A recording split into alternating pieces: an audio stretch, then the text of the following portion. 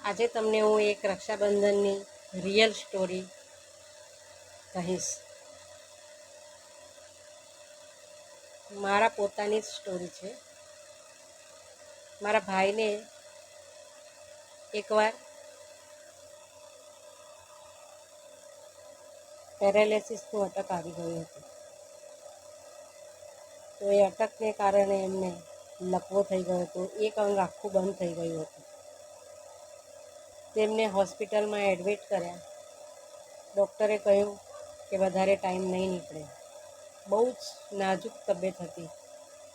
Doctor કહે હવે 2-3 દિવસ માંડ નીકળે તો નીકળે. હવે એમની એટલી હાલત ખરાબ હતી કે આપણાથી જોવાય પણ નહીં.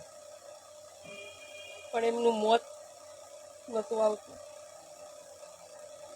અને ખાલી આંખ જ ખોલે, મારા સામે જોવે અને બંધ કરી દે.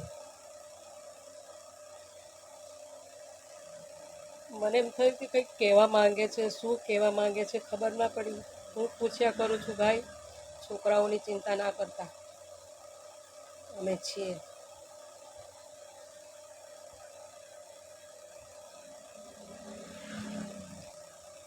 પછી એમણે હાથ ઉપર કર્યો અને મને રાખડી બતાવી. મેં કીધું શું કરું ભાઈ, રાખડી બાંધવી છે?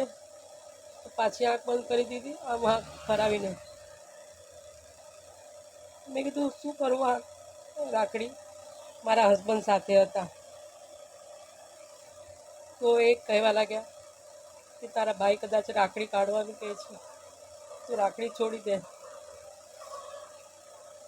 પછી મેં કાળજું